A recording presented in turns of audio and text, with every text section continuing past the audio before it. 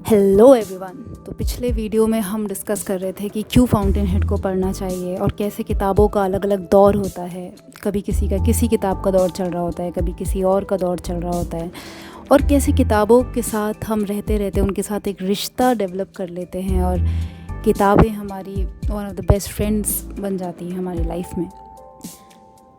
आज इसी चर्चा को आगे बढ़ाते हुए हम जानेंगे फाउंटेन हेड से हम क्या क्या सीख सकते हैं, क्या क्या सिखाती है वो किताब हमें, कैसे वो सिर्फ महज एक फ़िलॉसफ़ी नहीं है, कैसे वो हमारी ज़िंदगी में उतर सकती है। तो कुछ छोटी छोटी चीज़ों को हम लोग जोड़ने की कोशिश करेंगे और सीखने की कोशिश करेंगे कि क्या सिखा रही है किताब हमें।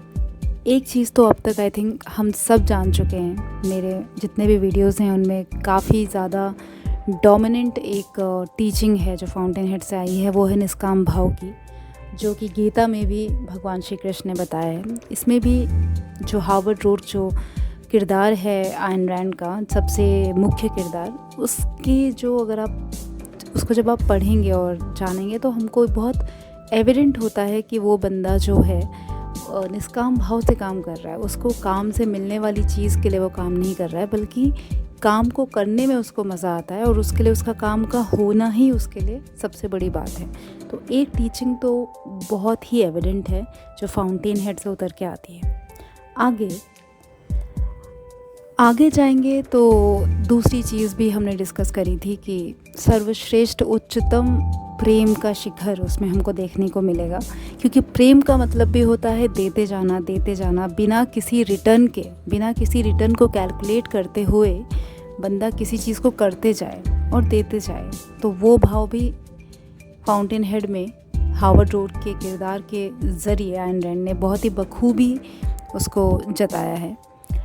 उसके बाद जो तीसरी टीचिंग आती है, इम्पॉर्टेंस ऑफ ओरिजिनैलिटी।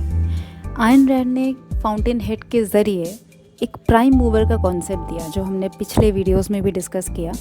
उसमें ओरिजिनैलिटी को बहुत ज़्यादा तूल दिया गया है, क्योंकि कोई भी नई चीज़ जो दुनिया में आती है वो ओरिजिनल थॉट की वजह से ही आती है, राइट। कोई भी जो बिल्कुल नया जब विचार आता है तभी कोई नई चीज़ भी दुनिया में आती है।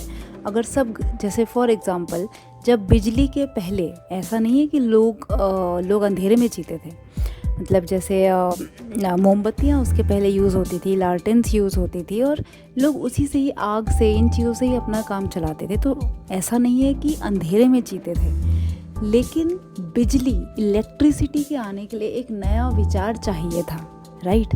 वरना प्रकाश तो और चीज़ों के ज़रिए से भी लोगों तक पहुंच रहा था, लेकिन इलेक्ट्रिसिटी को खोजने के लिए एक बिल्कुल ही दूसरी मानसिकता चाहिए थी जो कि एडिसन के पास थी।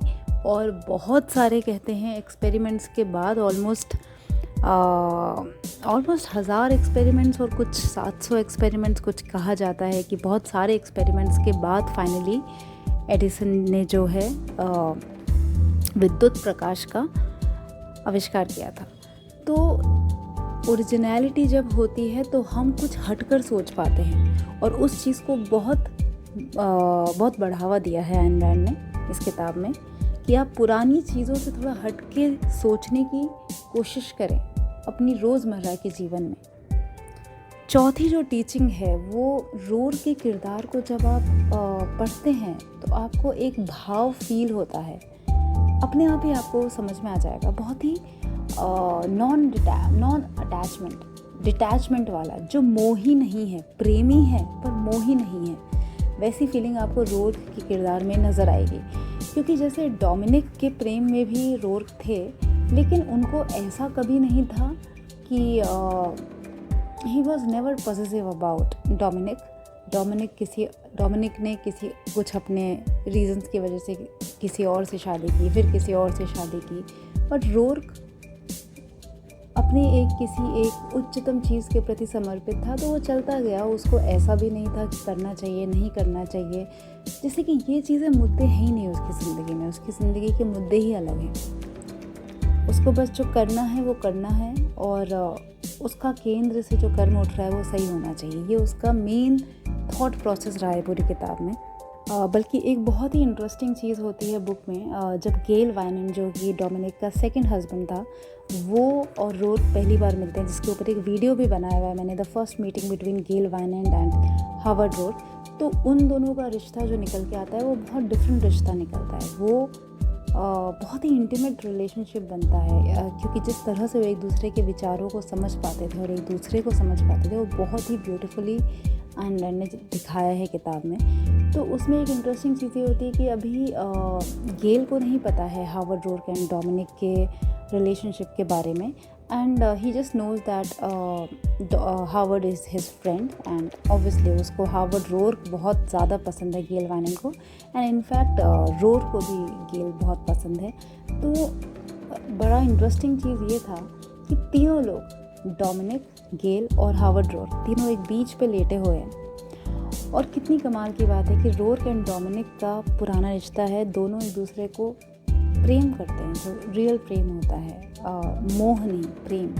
और डोमिनिक अभी गेल वाइनन की वाइफ है, पर रोर्क को इस बात से इतना फ़र्क नहीं पड़ता है, क्योंकि उसको पता है कि डोमिनिक अपनी किसी मिशन पे है। वो जब बिल्कुल अपने एक सही केंद्र पे आ जाएगी तो वो अपने आप उसके पास एक दिन आ जाएगी, और उसे उसकी कोई जल्दी भी नहीं है। उसको जलन भी नहीं है कि वो किसी और के साथ रहती है।